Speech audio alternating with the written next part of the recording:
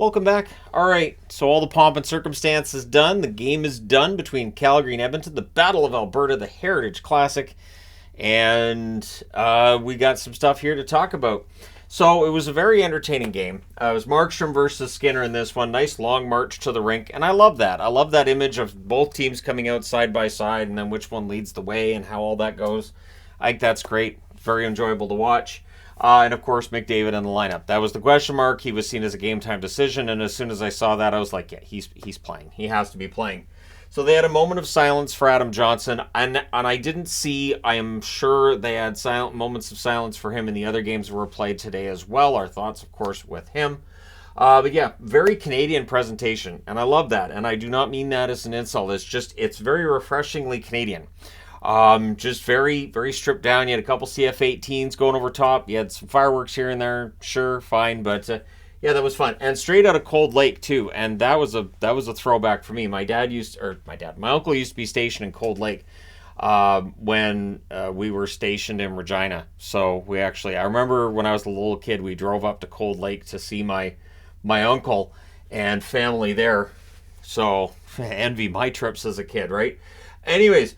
So the Jets fly over. Skinner was wearing a Grant Fuhr themed mask. I thought it looked really nice. I like Markstrom's mask as well, sort of an old-fashioned throwback to that as well, although not to a specific goaltender that I'm aware of.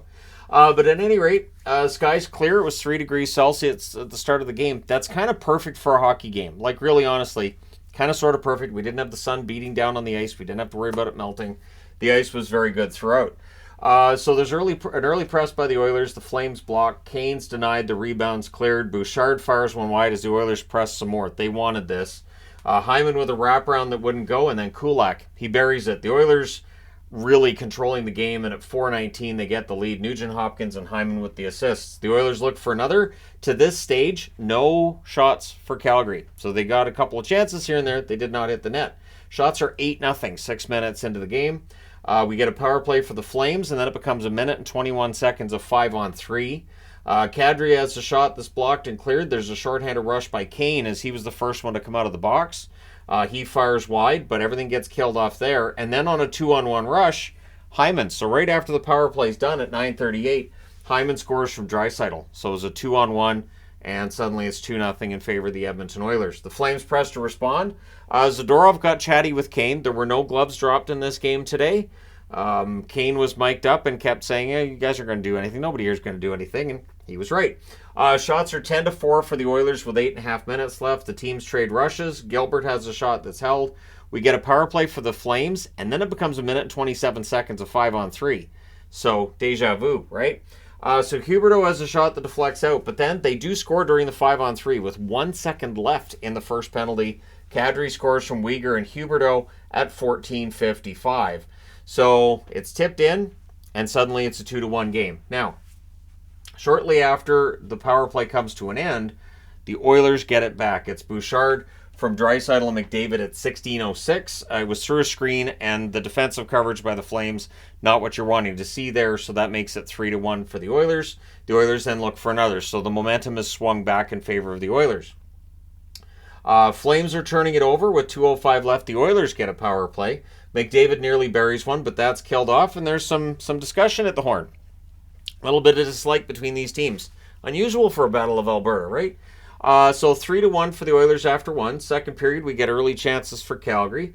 Oilers rush. Fogle has a shot that's held as the Oilers press. Markstrom holds with Ryan on the doorstep. The shots are 5-0 Oilers at 4 minutes. So, again, Calgary getting chances here and there, not hitting the net. And this was an issue.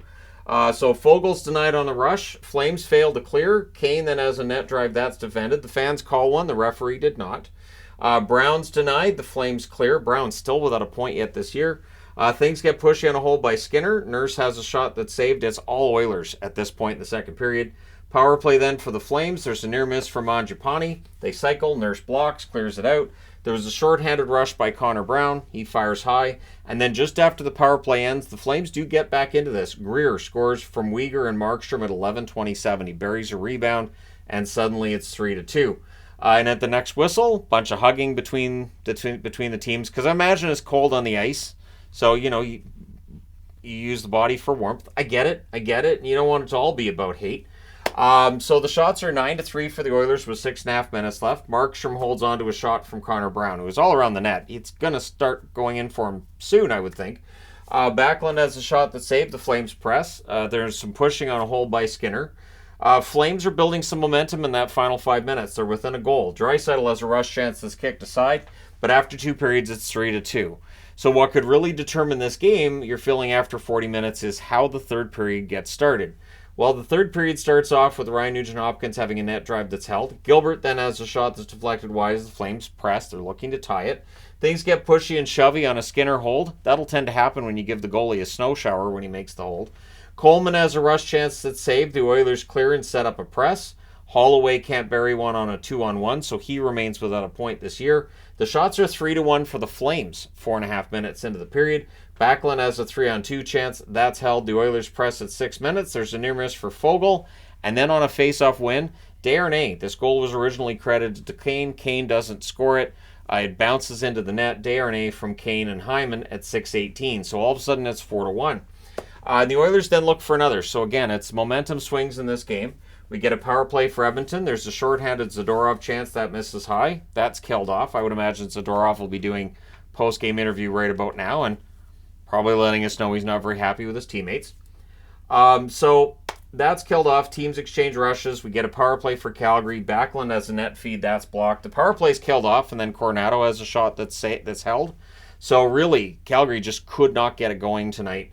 And when they did, Skinner was there. Skinner might have given the Oilers tonight the best goaltending performance of the season outside of that one that Jack Campbell stole early in the season.